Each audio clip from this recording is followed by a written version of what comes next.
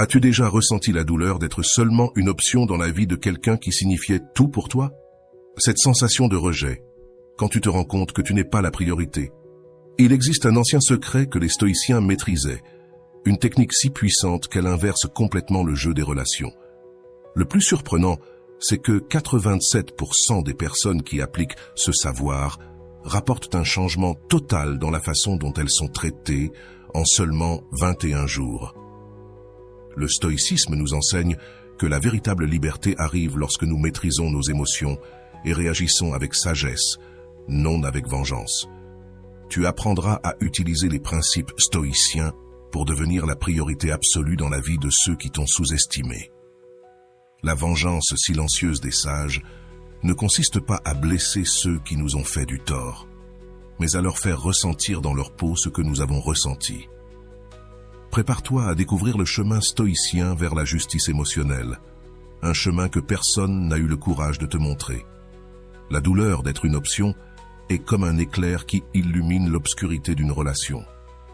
Ce moment où tu te rends compte, comme une révélation soudaine et tranchante, que tu n'occupes pas la place prioritaire dans la vie de quelqu'un que tu considérais comme essentiel. Cette prise de conscience n'est pas seulement douloureuse, mais elle est aussi révélatrice. C'est un réveil existentiel qui sonne fort et clair, impossible à ignorer. Lorsque Marc Aurèle, l'un des plus grands philosophes stoïciens, écrivait « Tout ce que nous entendons est une opinion, non un fait. Tout ce que nous voyons est une perspective, non la vérité. » Il nous avertissait de la nature subjective de la réalité. Appliqué aux relations, cela nous permet de comprendre que d'être traité comme une option révèle plus sur le caractère de celui qui choisit ainsi que sur notre propre valeur intrinsèque. Pense à Lucia, une femme qui a consacré 3 ans de sa vie à une relation où elle n'était toujours que la seconde option. Elle était disponible quand cela convenait, invisible quand elle n'était pas nécessaire. Les plans changeaient à la dernière minute, les messages restaient sans réponse pendant des jours et les promesses se transformaient en déception. De façon alarmante, la douleur que Lucia ressentait n'était pas seulement émotionnelle, mais se manifeste physiquement sous forme d'insomnie, de perte d'appétit et d'une sensation constante d'anxiété. Le stoïcisme ne nous demande pas de nier cette douleur, ce serait nier notre humanité. Au contraire, il nous invite à l'observer avec clarté, sans jugement. Épictète, un autre grand stoïcien, enseignait « Ce ne sont pas les choses en elles-mêmes qui nous perturbent, mais nos interprétations de ces choses. » La douleur d'être une option peut être intensifiée par nos interprétations « Je ne suis pas assez bien, je ne serai jamais complètement aimé, il y a quelque chose de mal en moi. » Ces interprétations, bien que compréhensibles, ne sont pas des vérités absolues. Avant d'aller loin, je te serais reconnaissant si tu mets un j'aime à la vidéo. Cela m'aiderait à continuer de diffuser cette philosophie. Si tu n'es pas encore abonné, je te recommande de t'abonner et d'activer la cloche pour ne manquer aucune vidéo. L'approche stoïcienne nous encourage à séparer les faits des interprétations. Le fait, quelqu'un t'a traité comme une option. L'interprétation, cela signifie que tu as moins de valeur. Les stoïciens diraient que cette interprétation n'est pas seulement fausse, mais aussi nuisible pour notre bien-être. Ta valeur ne diminue pas parce que quelqu'un ne l'a pas reconnue. La douleur révélatrice fonctionne comme une vérification de la réalité. C'est comme si la vie te disait « Regarde bien, voilà le terrain sur lequel tu as construit ton foyer émotionnel. Est-il solide ou est-ce du sable mouvant ?» Cette clarté, bien que douloureuse, est le premier pas vers la transformation. Sénèque, dans ses lettres, argumentait « Ce n'est pas parce que les choses sont difficiles que nous n'osons pas, mais c'est parce que nous n'osons pas qu'elles sont difficiles. » En appliquant cette sagesse, nous pouvons comprendre que le véritable défi n'est pas la douleur d'être une option, mais le courage de reconnaître cette réalité et d'agir en conséquence. Cette douleur révélatrice est aussi une invitation à l'introspection. Pourquoi restons-nous dans des situations où nous sommes sous-évalués? Quelles croyances limitantes nous maintiennent dans des relations déséquilibrées? Quelle peur nous empêche d'exiger le respect et la considération que nous méritons? Les stoïciens croyaient fermement à l'importance de l'autoconnaissance. Connais-toi toi-même n'était pas seulement un conseil, mais une pratique quotidienne. Quand la douleur d'être une option se manifeste, elle offre une occasion unique d'autodécouverte.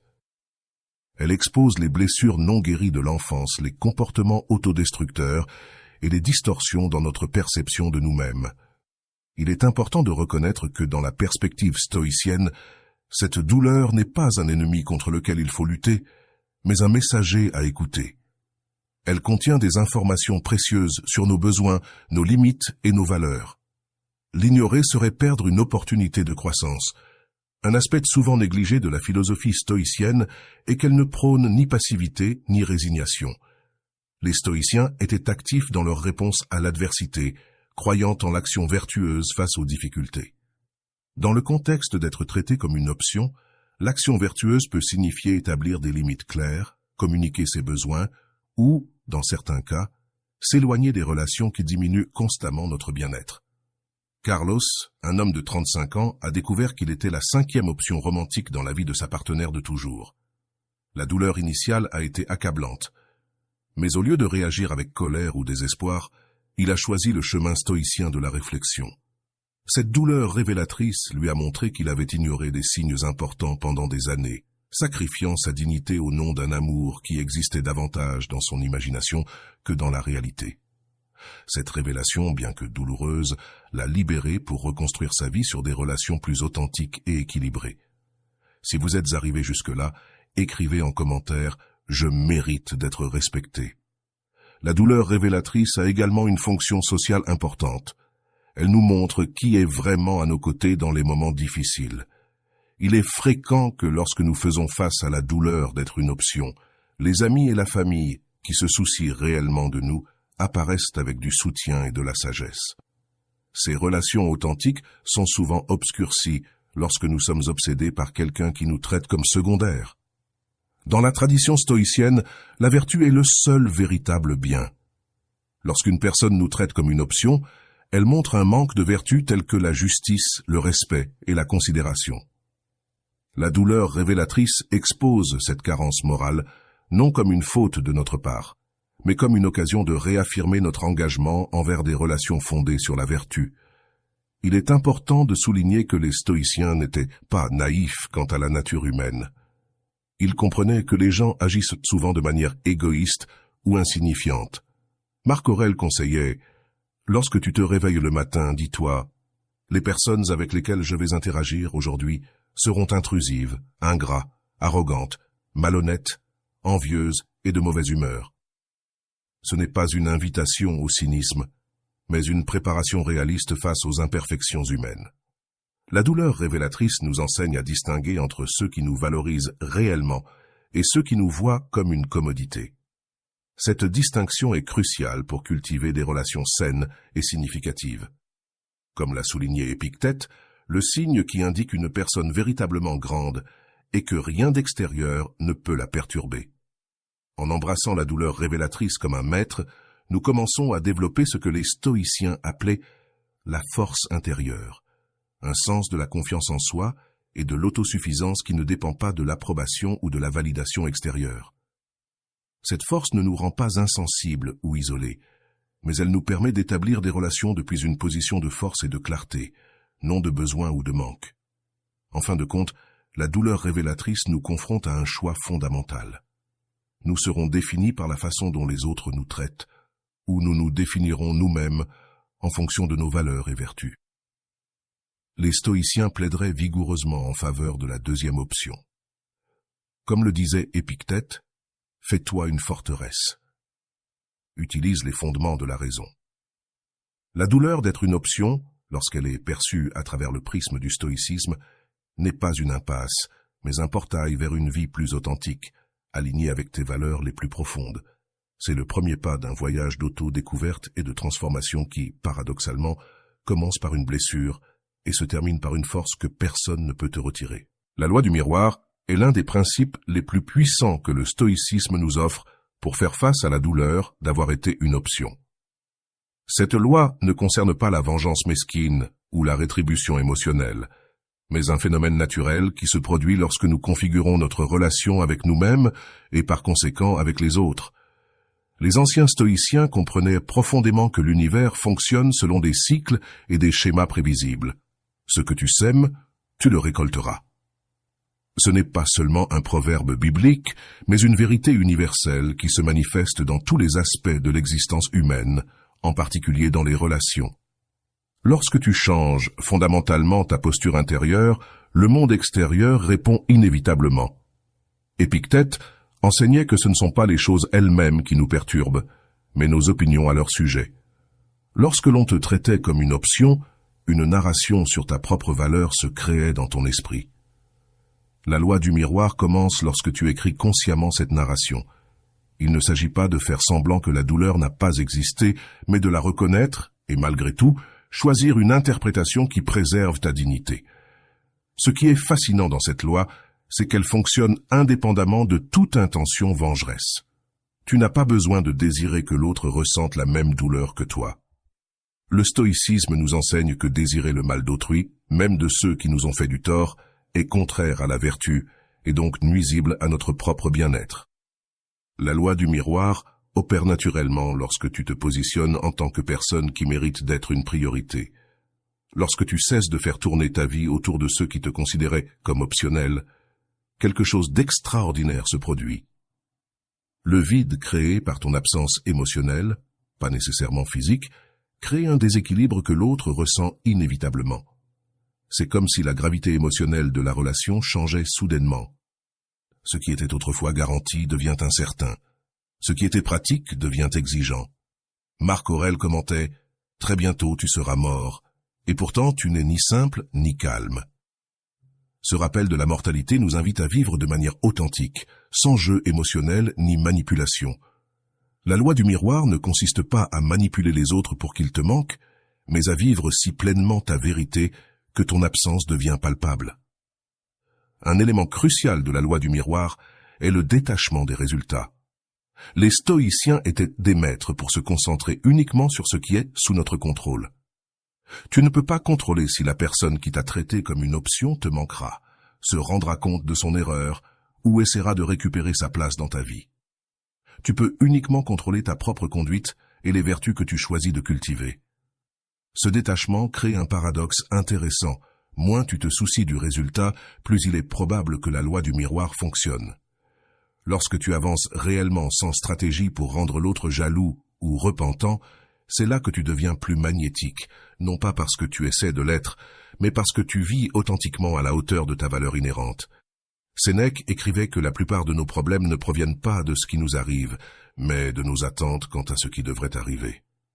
Lorsque tu étais traité comme une option, tu avais probablement des attentes sur la manière dont tu devrais être traité. La loi du miroir exige que tu laisses de côté ces attentes spécifiques vis-à-vis de l'autre personne et que tu te concentres sur le fait de vivre selon tes propres attentes, pour toi-même. La loi du miroir fonctionne aussi à travers le contraste. Lorsque tu cesses d'accepter des miettes émotionnelles et que tu commences à cultiver des relations dans lesquelles tu es valorisé, la différence devient évidente. Ceux qui t'ont traité comme une option se rendent souvent compte, à travers ce contraste, de ce qu'ils ont perdu. Pas parce que tu cherches à leur prouver quelque chose, mais parce que la réalité parle d'elle-même. Un autre aspect fascinant de cette loi est qu'elle génère une transformation interne qui devient visible, à l'extérieur. Les stoïciens croyaient que la vertu se manifestait non seulement dans les grandes décisions, mais aussi dans la manière dont nous agissons au quotidien. Lorsque tu cultives le respect de toi-même, la dignité et l'intégrité, cela se reflète dans ta posture, ta voix, ton regard. Tu commences à rayonner une confiance calme, naturellement attirante. Cette transformation ne se fait pas du jour au lendemain. Elle nécessite une pratique quotidienne et une vigilance constante contre les anciens schémas de pensée. Les stoïciens étaient de grands défenseurs de la pratique quotidienne. Sénèque recommandait un examen de conscience nocturne dans lequel on passait en revue la journée et on évaluait les progrès réalisés vers la vertu. En appliquant cette habitude à la loi du miroir, tu peux te demander « Aujourd'hui, ai-je agi comme quelqu'un qui se valorise pleinement ? Me suis-je permis de me laisser traiter comme une option ou ai-je exigé le respect que je mérite ?» Il est important de se rappeler que la loi du miroir n'a pas pour but de manipuler les autres pour obtenir des avantages émotionnels. Cela serait contraire au principe stoïcien de vertu et d'intégrité. Il s'agit plutôt de restaurer l'équilibre naturel qui a été perturbé lorsque tu as accepté d'être traité comme moins que ce que tu mérites. Lorsque tu cesses de chercher une validation extérieure et trouves ta propre centralité, l'univers répond de manière surprenante. Les personnes qui te voyaient autrefois comme une option ressentent maintenant de la curiosité pour ta transformation. Il n'est pas rare que ceux qui te considérèrent comme optionnel commencent à remettre en question ton choix, non pas parce que tu joues à des jeux émotionnels, mais parce que ton absence révèle un vide qui était auparavant comblé par ta présence inconditionnelle. Si vous êtes arrivé jusque-là, écrivez en commentaire « Je mérite d'être choisi ». La loi du miroir opère également à un niveau énergétique. Les stoïciens, bien qu'ils n'utilisèrent pas cette terminologie moderne, comprenaient que les êtres humains réagissent à des signaux subtils et non verbaux. Lorsque tu cesses d'émettre l'énergie de quelqu'un qui désire désespérément l'approbation et que tu commences à irradier l'énergie de quelqu'un qui est complète en soi, les gens te répondent différemment. Un concept fondamental du stoïcisme est l'impression, c'est-à-dire la manière dont nous percevons et interprétons les événements. Épictète enseignait que nous devons suspendre notre jugement immédiat et examiner nos impressions avant de les accepter comme vérité. Lorsque nous appliquons ce principe à la loi du miroir, nous cessons d'interpréter le comportement des autres comme un reflet de notre valeur, et nous commençons à le voir comme une information sur nos propres valeurs et caractères. La véritable beauté de la loi du miroir est que même si la personne qui t'a traité comme une option ne croise plus jamais ton chemin, tu auras gagné quelque chose d'infiniment plus précieux, la capacité de ne plus jamais permettre que l'on te traite comme moins que ce que tu mérites. C'est le véritable triomphe de l'esprit stoïque, non pas la victoire sur les autres, mais la conquête de ton propre empire intérieur. C'est une réponse naturelle à la peur de la perte. Nous essayons de nous accrocher davantage à ce qui nous échappe, mais les stoïciens ont découvert il y a plus de 2000 ans ce que la psychologie moderne confirme aujourd'hui. Plus on poursuit, plus l'autre s'éloigne. Le philosophe stoïcien Épictète a dit « Ne cherche pas à ce que les événements se produisent comme tu veux, mais que les événements se produisent comme ils se produisent, et ta vie aura un cours serein. » Cette simple phrase contient l'essence du détachement magnétique. Lorsque tu arrêtes de résister à la réalité de ta relation et que tu acceptes qu'on t'ait traité comme une option, tu libères une grande quantité d'énergie qui était gaspillée dans la négation et la résistance. Le détachement ne signifie pas abandon ou indifférence. Il ne s'agit pas de prétendre que tu ne te soucies pas quand en réalité tu t'en soucies profondément. Les stoïciens n'étaient pas favorables à réprimer les émotions ni à nier les sentiments. Ils croyaient en la reconnaissance totale de nos émotions, mais pas en leur permettant de contrôler nos actions. Le véritable détachement commence avec l'acceptation. Tu acceptes la réalité telle qu'elle est. Quelqu'un que tu appréciais a choisi de ne pas t'apprécier. Tu ressens la douleur de cette vérité, mais tu ne l'utilises pas comme carburant pour des actions désespérées. Au contraire, tu diriges cette énergie vers ta croissance personnelle. Marc Aurèle écrivait dans ses méditations « Tu as pouvoir sur ton esprit, pas sur les événements extérieurs. Prends conscience de cela et tu trouveras la force. » C'est là le noyau du détachement magnétique. Tu ne peux pas contrôler comment les autres te traitent, mais tu as un contrôle absolu sur la manière dont tu réponds à ce traitement. Lorsque tu cesses de tenter de contrôler l'incontrôlable, c'est-à-dire les choix et les sentiments des autres, et que tu commences à te concentrer sur ce que tu peux contrôler, tes propres choix et ton développement, une transformation remarquable s'opère. Tu commences à revendiquer ton pouvoir personnel. Ce changement intérieur crée un changement extérieur visible. Tu as l'air différent, tu agis différemment, et les autres le remarquent. Le magnétisme du détachement vient du fait que les êtres humains sont naturellement attirés par ceux qui n'en ont pas besoin pour se sentir complets. Il y a quelque chose de profondément attirant chez quelqu'un qui est bien avec soi-même, qui a un centre de gravité interne, plutôt que de chercher constamment la validation extérieure. Sénèque, un autre grand stoïcien, a observé « C'est une grande chose d'être fort dans l'adversité, d'être heureux au milieu des difficultés, d'être calme dans la tempête. Lorsque tu cultives cette force intérieure à travers le détachement, tu deviens un phare dans une tempête, stable et fiable, une source de lumière propre. Le détachement magnétique fonctionne également en éliminant l'énergie de résistance. Lorsque tu es attaché à un résultat spécifique, comme faire en sorte que quelqu'un t'apprécie davantage, tu crées une énergie de besoin et de manque. Cette énergie est notable et souvent repoussante. Lorsque tu lâches prise, cette énergie est remplacée par un sentiment de paix et d'autosuffisance, ce qui est naturellement attractif. Pense au détachement magnétique comme à la différence entre courir après un papillon et rester immobile dans le jardin. Plus tu cours derrière le papillon, plus il s'éloigne. Mais lorsque tu t'assois en silence, concentré sur le plaisir du jardin, les papillons viennent souvent se poser sur toi de leur propre volonté. Une partie essentielle du détachement magnétique est le développement de ce que les stoïciens appelaient l'autarcie, la capacité d'être autosuffisant et de trouver la réalisation en soi-même. Cela ne signifie pas que tu ne veux pas ou n'apprécies pas les relations, mais que tu n'en dépends pas pour ta joie fondamentale. Les stoïciens croyaient fermement que le véritable bonheur provient de vivre vertueusement, non des circonstances extérieures favorables. Lorsque tu adoptes cette philosophie, tu te libères du besoin désespéré d'être choisi, apprécié ou priorisé par les autres. Paradoxalement, c'est cette même liberté qui conduit souvent les autres à t'apprécier davantage. Le détachement magnétique comporte également un élément de mystère. Lorsque tu cesses d'être prévisible, toujours disponible, toujours désireux de plaire, tu deviens plus intéressant. Pas parce que tu joues à des jeux émotionnels, mais parce que tu es véritablement concentré sur ton propre voyage, au lieu de tourner autour de quelqu'un d'autre. Le processus de développement du détachement magnétique commence par de petites pratiques quotidiennes. Les stoïciens étaient de grands défenseurs de la pratique constante.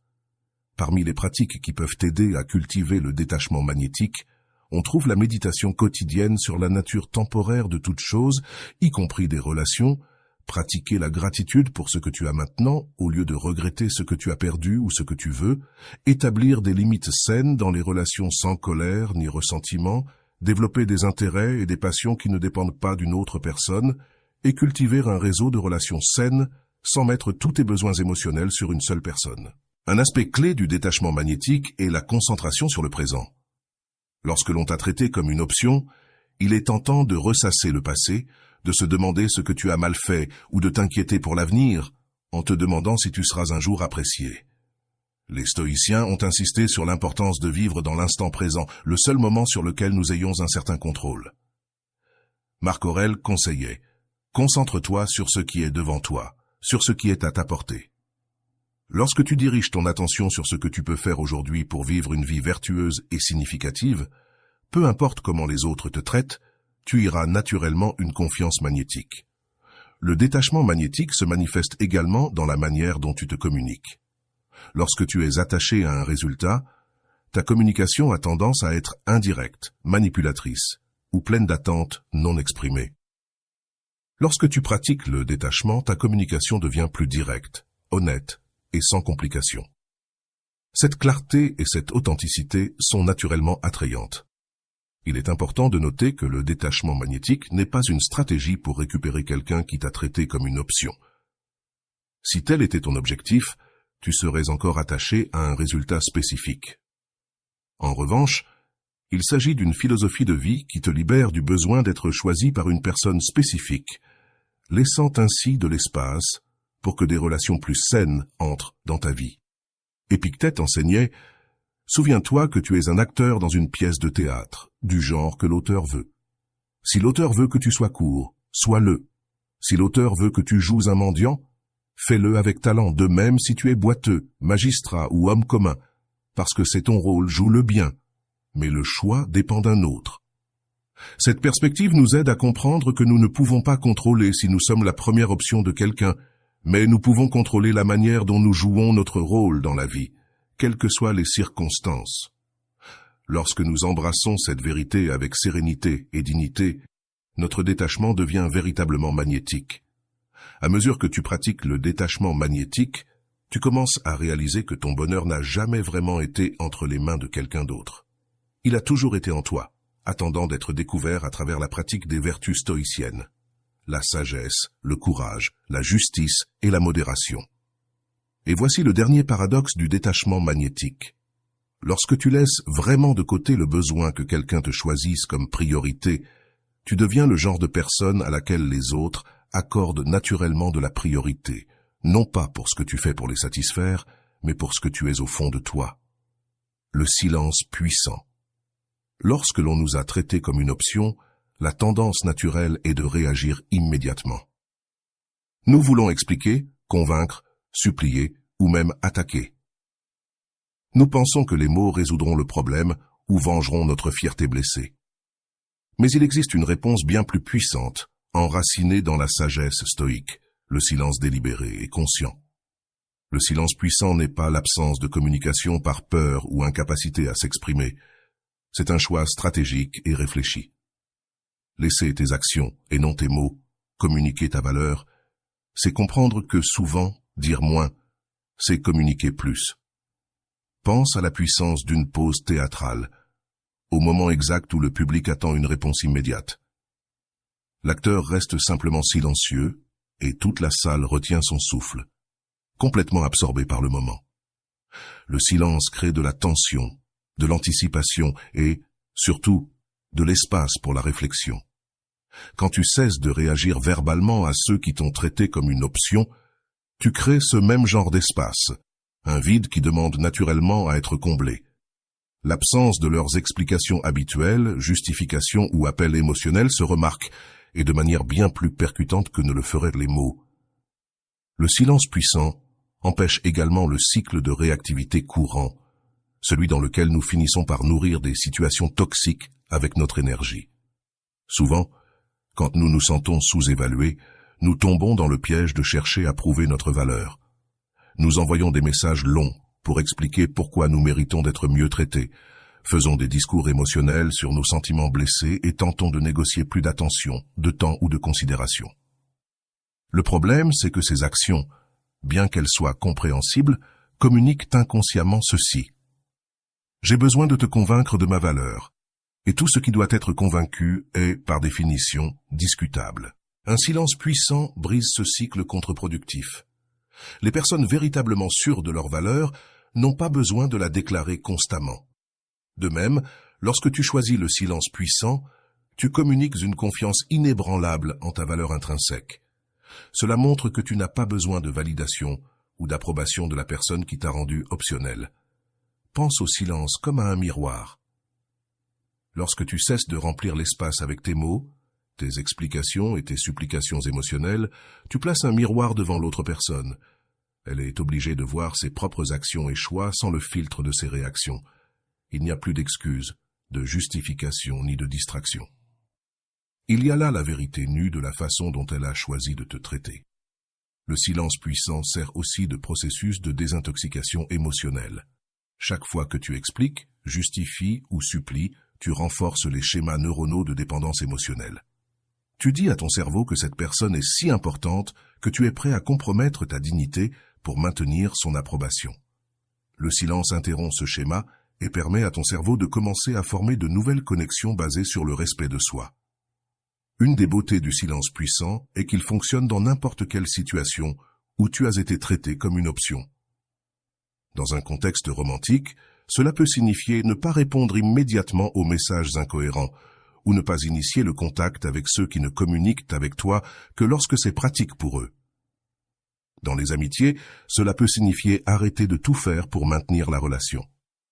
Au travail, cela peut être de ne pas compenser les collègues qui te mettent toujours en dernier lorsqu'ils ont besoin d'aide. Il est important de comprendre que le silence puissant n'est pas une tactique manipulatrice pour faire en sorte que l'autre personne te manque ou se repente. Ce ne serait qu'une autre façon de chercher une validation extérieure. Au contraire, c'est une pratique d'authenticité. Tu cesses simplement d'investir de l'énergie là où elle n'est pas appréciée et rediriges cette énergie vers ta propre croissance. Cette redirection de l'énergie est essentielle. Le vide créé par ton silence doit être rempli par des actions qui réaffirment ta valeur et élargissent ta vie. Cela pourrait signifier développer de nouveaux intérêts, renforcer d'autres relations, investir dans ton développement personnel ou professionnel, ou simplement profiter de ta propre compagnie. Dans la tradition stoïque, nous trouvons le concept d'impression, ces interprétations automatiques que nous faisons des événements. Lorsque quelqu'un nous traite comme une option et que nous répondons par un silence puissant, des impressions défiantes surviennent souvent. Suis-je trop orgueilleux? Et si je perdais cette personne pour toujours? Peut-être devrais-je expliquer encore une fois ce que je ressens. La pratique stoïque nous enseigne à examiner ces impressions avant d'agir. Demande-toi, cette impression est-elle en accord avec ma valeur intrinsèque? M'amène-t-elle à agir de manière digne et vertueuse? Souvent, nous constatons que l'impulsion de rompre le silence vient plus de la peur que de la sagesse. Le silence puissant crée aussi un espace où l'autre personne peut sentir ton absence. Lorsque tu es constamment disponible, expliquant sans cesse, ton absence se remarque plus. Elle crée un contraste qui est impossible à ignorer. Un aspect souvent négligé du silence puissant est son effet sur ta propre perception. Lorsque tu agis constamment de manière alignée avec ta valeur, tu commences à internaliser cette valeur. Tu ne communiques pas seulement aux autres que tu mérites du respect, mais ce qui est encore plus important, tu te le communiques à toi-même. La pratique du silence puissant n'a pas besoin d'être absolue pour être efficace. Il ne s'agit pas de faire un traitement silencieux enfantin où l'on ignore complètement la personne. Il s'agit de communiquer avec économie et dignité. Réponds quand c'est approprié, mais sans l'urgence émotionnelle ou la surénonciation qui caractérise le besoin d'approbation. Quelques formes pratiques pour mettre en œuvre le silence puissant incluent attendre au moins quelques heures avant de répondre aux messages qui ne sont pas urgents, surtout ceux des personnes incohérentes. Réduire le volume de tes communications. Si tu envoyais auparavant des paragraphes, envoie maintenant des phrases. Si tu initiais le contact quotidien, réduis-le à une fréquence plus respectueuse de ton propre temps et énergie. Arrête de trop t'expliquer. Tu n'as pas besoin de justifier tes choix, préférences ou limites. Cesse de remplir les silences gênants dans les conversations. Permets à l'autre de porter également le poids de l'interaction. Observe soigneusement tes émotions avant de répondre. Si tu es sur le point de parler par peur de perdre quelqu'un, considère le silence comme une alternative plus digne. Un des effets les plus intéressants du silence puissant est la manière dont il mène souvent à un renversement de rôle. La personne qui t'a traité comme une option peut commencer à rechercher ton approbation, initier plus fréquemment le contact ou même demander pourquoi tu as changé. C'est à ce moment que beaucoup tombent dans le piège d'expliquer leur nouvelle approche, annulant ainsi son effet.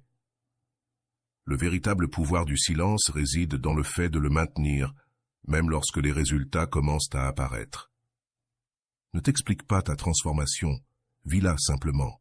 Laisse tes actions cohérentes au fil du temps raconter l'histoire de ta nouvelle relation avec toi-même. Il est important de souligner que le silence puissant n'est pas une tactique manipulatrice. Il ne s'agit pas de nier la communication honnête lorsque cela est approprié. Si l'autre personne cherche vraiment à comprendre comment elle t'a blessé ou comment elle pourrait réparer la relation. Une conversation directe et claire peut être précieuse. La différence est que cette conversation aura désormais lieu selon ses termes, depuis une position de force, non de besoin. Le silence puissant est comme la pause d'un chef d'orchestre avant un mouvement important dans une symphonie. Ce n'est pas l'absence de musique. C'est une partie intégrante de celle-ci. Il crée de la tension, de l'anticipation et de la concentration. De la même manière, ton silence conscient n'est pas une absence de communication, mais une forme profonde et percutante de communiquer ta transformation intérieure. Lorsque tu maîtrises l'art du silence puissant, tu te libères de la nécessité désespérée d'être entendu, compris ou validé par ceux qui n'ont pas prouvé qu'ils valorisent ta voix. En revanche, tu commences à parler seulement lorsque tes mots servent ta vérité et ta dignité. Et paradoxalement, c'est à ce moment-là que ta voix devient véritablement impossible à ignorer. Attirer le regret ne consiste pas à chercher la vengeance, ni à faire souffrir quelqu'un simplement parce qu'il t'a traité comme une option. La perspective stoïque nous enseigne quelque chose de bien plus profond et puissant. Lorsque tu te transformes véritablement après la douleur d'être une option, le regret de l'autre arrive naturellement, comme une conséquence inévitable de la réalité qui se déroule. Ce phénomène a une beauté particulière, car il ne nécessite aucun effort manipulatoire de ta part. Tu n'as pas besoin de planifier des stratégies complexes, ni de jouer à des jeux émotionnels. Ce qui est nécessaire, c'est ton engagement sincère envers ta propre croissance et ton estime de toi. Le regret authentique ne peut être forcé. Les tentatives de provoquer la culpabilité par des accusations, des rappels constants des erreurs passées ou des chantages émotionnels produisent, dans le meilleur des cas, un remords superficiel qui se transforme rapidement en ressentiment. Le véritable regret surgit de la prise de conscience intérieure, lorsque quelqu'un reconnaît par lui-même la valeur de ce qu'il a perdu ou gaspillé. Lorsque tu étais traité comme une option, quelque chose de fondamentalement injuste s'est produit. Sa valeur n'a pas été reconnue, sa loyauté n'a pas été honorée, sa dévotion était prise pour acquise. La réponse stoïque à cette injustice n'est pas de chercher une compensation ou un châtiment direct, mais de réaffirmer sa propre valeur à travers des actions cohérentes et une dignité inébranlable.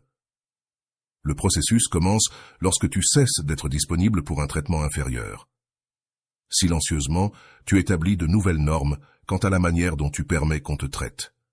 Il n'y a pas d'ultimatum dramatique ni de déclaration grandiloquente, juste une nouvelle réalité qui se crée à travers des choix cohérents.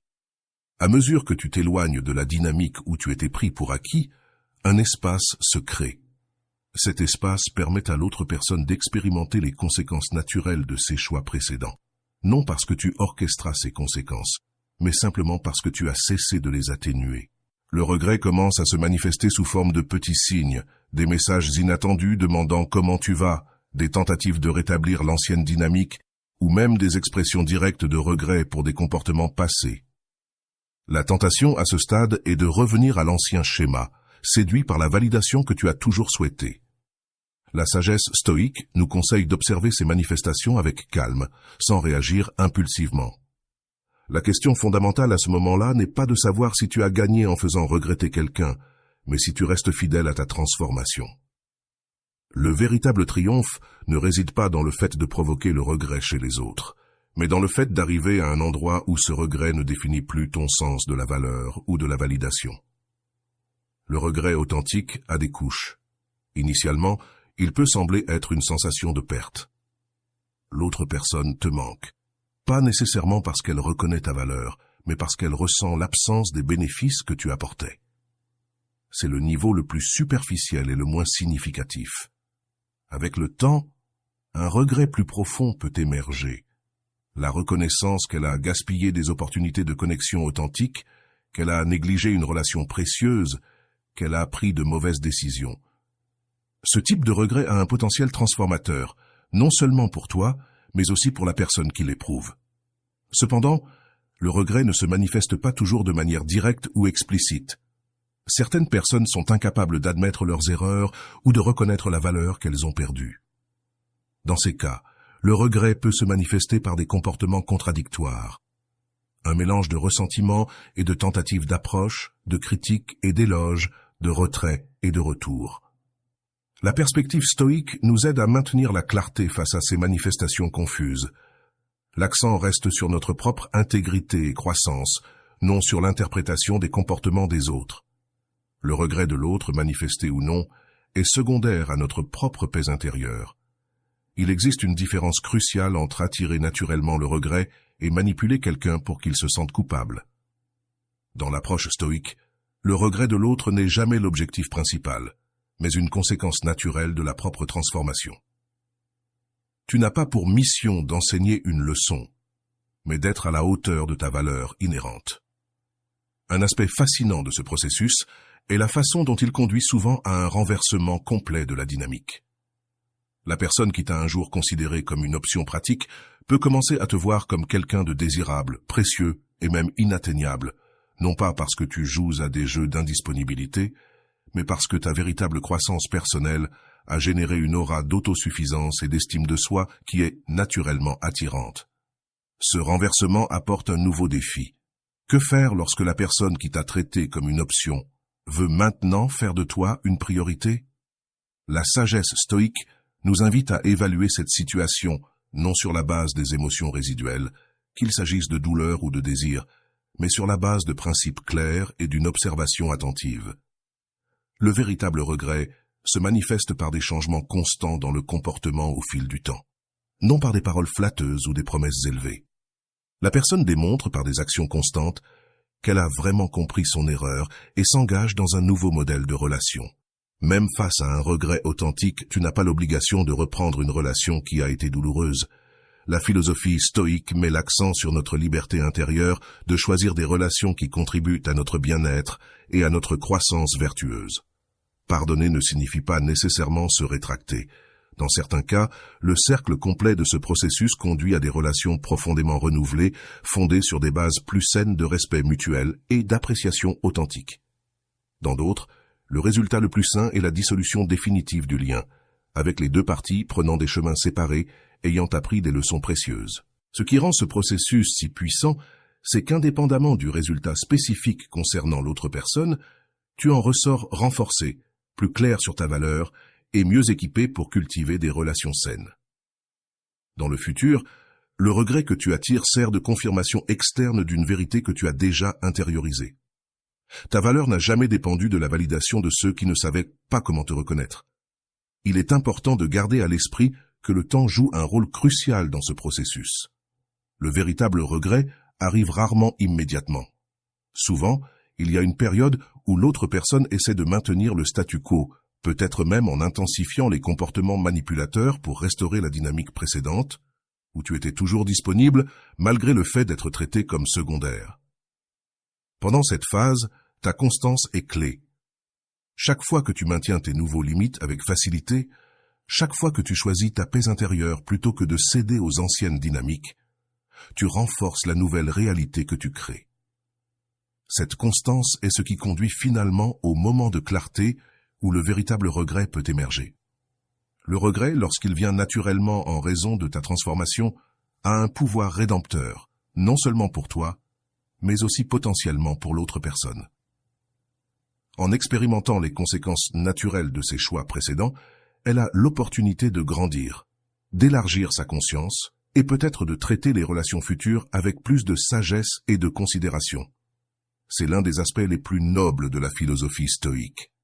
Même lorsque nous traitons avec ceux qui nous ont blessés, nous cherchons des résultats qui puissent bénéficier à toutes les parties impliquées, non par naïveté ou martyre, mais parce que nous comprenons que le véritable bien d'un individu est aligné avec le bien plus grand. Enfin, il est important de se rappeler que toutes les personnes ne sont pas capables de ressentir un regret véritable ou d'apprendre de leurs expériences. Certaines restent enfermées dans des schémas de comportement qui les empêchent de reconnaître la valeur qu'elles ont perdue. La philosophie stoïque nous enseigne à accepter cette réalité avec sérénité, sans laisser l'absence de regret de la part de l'autre diminuer notre paix intérieure ou la validité de notre transformation personnelle. Le véritable pouvoir pour attirer le regret ne réside pas dans l'effet qu'il a sur l'autre personne, mais dans la confirmation qu'il offre de ton propre voyage. Tu n'as pas besoin de cette reconnaissance externe pour valider ta valeur, mais quand elle survient naturellement, elle sert de rappel de combien tu as grandi et de l'importance de ta décision de ne plus accepter d'être seulement une option dans la vie de quelqu'un. Il y a une qualité magnétique chez ceux qui ont surmonté la douleur d'être traités comme une option, une présence qui non seulement attire l'attention, mais impose également le respect. Cette présence irrésistible ne repose pas sur la beauté physique, le statut social ou les réalisations externes. Elle émane de quelque chose de beaucoup plus profond et durable, une relation transformée avec la valeur propre. Lorsque tu vis l'expérience d'être une option, tu développes une hypersensibilité aux opinions et réactions des autres, surveillant constamment les signes d'approbation ou de rejet, ajustant ton comportement, ton apparence et même tes opinions pour maximiser l'acceptation. Cette vigilance constante crée une présence tendue, insécure et, ironiquement, moins attrayante. Le stoïcisme offre un chemin radicalement différent. Au lieu de chercher la validation externe, il dirige ton attention vers l'intérieur. Il cultive les vertus intérieures, sagesse, courage, justice et modération. Tu te concentres uniquement sur ce qui est sous ton contrôle, tes propres pensées et actions. Ce changement de focus transforme non seulement la façon dont tu te sens, mais aussi la manière dont les autres te perçoivent. La présence irrésistible commence par une posture mentale, la compréhension profonde que ta valeur n'augmente pas lorsque l'on te désire, ni ne diminue lorsque l'on te rejette. Cette compréhension crée une solidité intérieure, une sérénité immédiatement perceptible. Observe comment les gens gravitent naturellement vers ceux qui semblent complets en eux-mêmes. Il n'est pas surprenant que nous soyons souvent plus attirés par les personnes qui ne montrent pas un besoin désespéré de notre approbation. Il y a une qualité magnétique dans l'autosuffisance émotionnelle. Ta présence physique change lorsque tu n'es plus dominé par le besoin de plaire. Tes épaules se détendent, ta respiration devient plus profonde, ton regard se fait direct et calme, et tes mots prennent du poids, car ils ne sont plus dilués par l'excès ou l'anxiété de combler les silences gênants. Tu occupes l'espace physique et social différemment. La tranquillité devient ta signature. Lorsque quelqu'un se moque de toi, tu réponds avec équilibre, non avec réactivité. Lorsque surgit un conflit, tu l'abordes avec clarté, non avec du drame. Lorsque tu reçois un compliment, tu l'acceptes gentiment, sans le rejeter, ni en dépendre pour ton propre bonheur. Cette constance émotionnelle est extraordinairement attrayante dans un monde caractérisé par des réactions exagérées et l'instabilité. Un aspect clé de la présence irrésistible est l'authenticité. Lorsque tu cesses de modeler ton comportement pour plaire aux autres, il émerge une congruence entre qui tu es intérieurement et comment tu t'exprimes extérieurement. Cette congruence est immédiatement perceptible et profondément attractive. Les gens ont le sentiment d'interagir avec quelqu'un de réel, et non avec une personne soigneusement construite. L'ironie est que plus tu essaies moins d'impressionner, plus tu deviens impressionnant. Lorsque tu mets de côté le besoin d'être perçu d'une certaine manière, les gens peuvent enfin voir qui tu es vraiment. Et cette vision claire conduit souvent à un plus grand respect et admiration que toute image fabriquée ne pourrait générer. La présence écrasante se manifeste aussi dans la façon dont tu prends des décisions. Quelqu'un qui a été traité comme une option prend souvent des décisions basées sur la peur. La peur de déplaire, la peur d'être abandonné, la peur de perdre sa place. Lorsque tu mets de côté ces peurs, tes décisions sont guidées par des principes et des valeurs, non par des anxiétés. Cette clarté dans la prise de décision communique de la force et inspire la confiance. Ta relation avec le temps change aussi drastiquement. Lorsque tu cherches constamment à te prouver ou à assurer l'approbation, il y a une urgence frénétique dans tes interactions. Tu réponds immédiatement aux messages. Tu es toujours disponible. Tu ajustes ton emploi du temps pour plaire aux autres. Au fur et à mesure que tu développes une présence irrésistible, tu commences à valoriser ton temps de manière appropriée. Tu es présent quand tu es présent et absent quand tu es absent, sans excuses ni explications excessives. Cette relation saine avec le temps communique subtilement que tu as une vie pleine et significative, qui ne tourne pas autour de la disponibilité pour les autres. Paradoxalement, cela fait que ton temps et ton attention sont plus précieux quand tu les offres. La façon dont tu gères l'adversité devient aussi une partie de ta présence irrésistible. Lorsque tu intègres la perspective stoïque, selon laquelle les obstacles sont des opportunités pour exercer la vertu, ta réponse aux difficultés change fondamentalement. Au lieu de te victimiser ou de jouer un rôle, tu fais preuve d'une résilience silencieuse et d'une détermination ferme. Cette capacité à affronter les défis sans être défait par eux communique une force intérieure et attractive. Ton langage corporel transmet ta transformation intérieure. Les recherches montrent que plus de 50% de la communication humaine est non verbale. Lorsque tu crois véritablement en ta valeur inhérente, ton corps le communique à travers des subtilités que les autres perçoivent, même sans conscience explicite. Contact visuel soutenu sans être invasif, posture droite sans être rigide, gestes plus calmes et délibérés, expression faciale qui reflète des émotions authentiques plutôt que des réactions calculées pour obtenir l'approbation. L'espace psychologique et émotionnel que tu occupes change également. Avant, tu pouvais essayer de te faire plus petit pour ne pas déranger ou plus grand pour impressionner.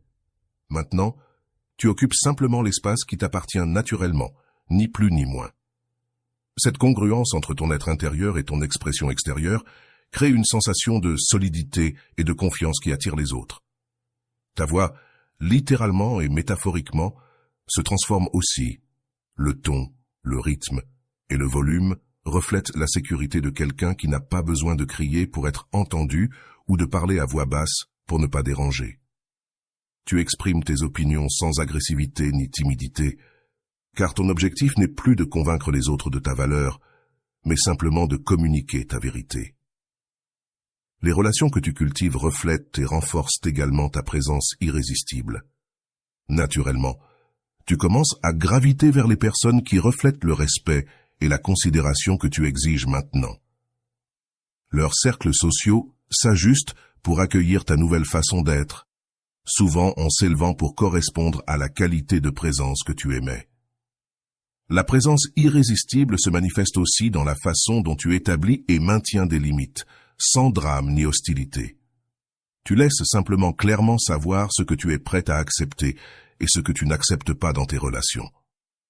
Ces limites ne sont pas des murs pour éloigner les gens, mais des paramètres clairs qui définissent comment tu permets qu'on te traite. Un aspect fascinant de la présence irrésistible est qu'elle suscite souvent la curiosité.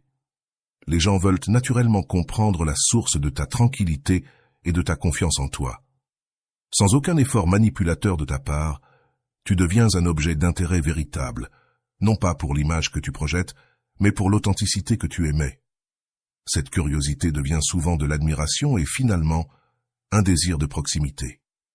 Voici la véritable ironie.